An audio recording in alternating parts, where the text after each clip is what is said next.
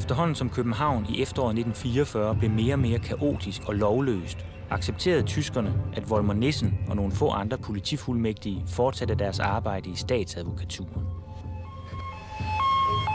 Her forsøgte de at efterforske nogle af de værste røverier og drab. Der indløber til statsadvokaturen en telefonsamtale fra en dame, hvis man har en købmandsforretning på Rungstedplads. Hun har haft besøg af nogle folk, og hun mener, at det er røvere. De antydede, at de var modstandsfolk. Det mener hun ikke, de var. Og det begrunder hun med, at de havde fået udleveret manden og hans sparekassebog. Og vi ringede så også til sparekassen og fik at vide, at det var rigtigt. Der havde indfundet nogle håbefulde unge mennesker der, og var blevet meget fortørnede, da de ikke ville udbetale penge på sparekassebogen. Og så tænkte vi, det er et meget frisk spor, det her. Vi drønede derud og talte med fru Hansen. Hun indrømmede, at hendes mand, han var et fjols. Og det var jo egentlig ganske kvikt gjort. Han kunne aldrig holde sin kæft. Han skulle altid i diskussion med konerne. Og så følte han altså trang til at være meget modsat, ikke? Og sige, at tyskerne, de var nok meget gode alligevel, ikke?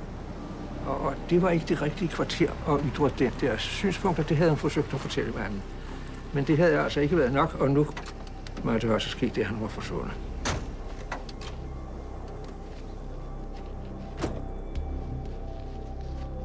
Og vi var jo klar over, hvis du ser på kortet, at det er lige nærheden af Udderslev Mose. Og den bil, de havde, den var forsvundet den vej ud.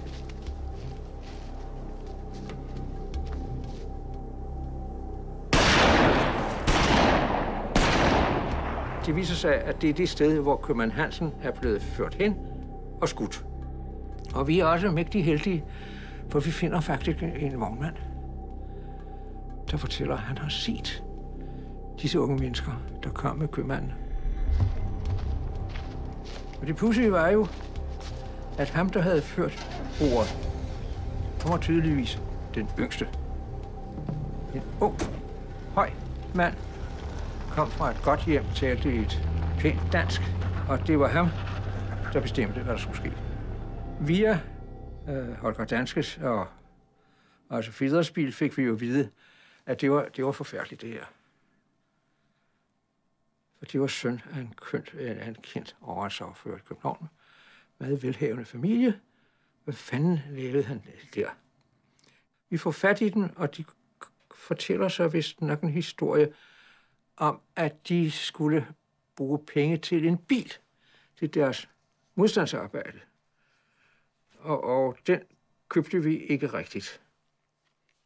Og jeg skrev derfor en indstilling til statsadvokaten, at jeg mente, at denne sag, det var ikke et politisk drab. Det var et rovmord. Jeg henstillede, at sagen blev henlagt til efter krigen, hvor så Københavns politi skulle efterforske.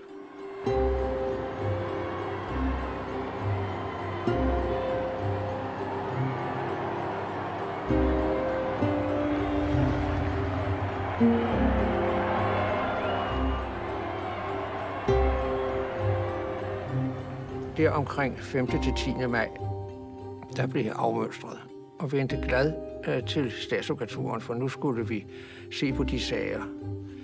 Og nu skulle vi altså lade retfærdigheden ske fyldest. Hvad skete der med din efterforskning af drabet på købmand Hansen?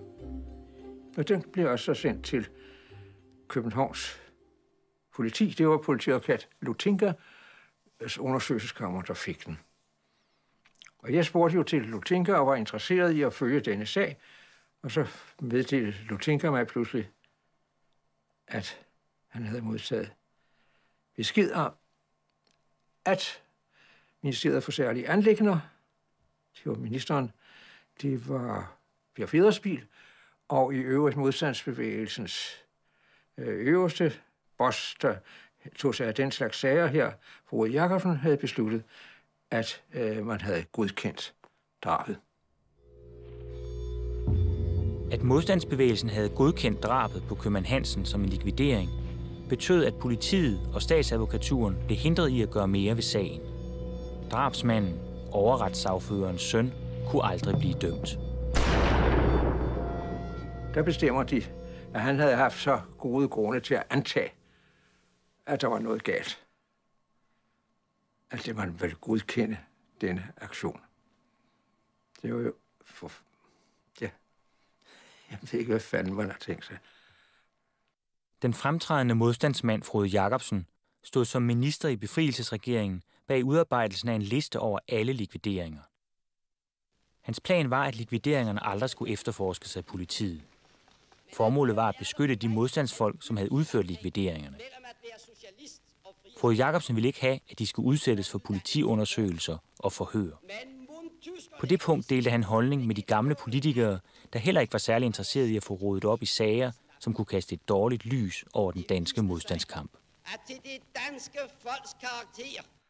Vi havde jo i høj grad brug for, at der ikke blev pillet ved glorien, fordi vi skulle jo gerne fortælle udlandet, at vi ikke fortrinsvis havde arbejdet for tyskerne, men havde arbejdet for de allierede. Det var jo det gik på.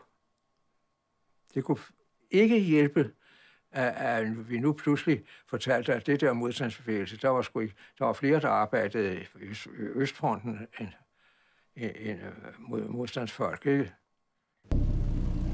Inden for politiet og anklagemyndigheden var der voldsom frustration over, at selv oplagte rovmord nu kunne maskeres som likvideringer. Lederen af statsadvokaturen, Jørgen Trolle, var rasende, og internt talte han om, at man kalkede gravene. Altså nu for eksempel købmand Hansens grav, ikke? Han bliver begravet som stikker. Og det er helt i orden, ikke? Det er det slet ikke. Det er mord. Man har givet det mord sådan en ordentlig gang med kalkposten, ikke? Det er det, man har gjort. Og der er ingen grund til at efterforske det, fordi det er jo helt alright. Det er kalke.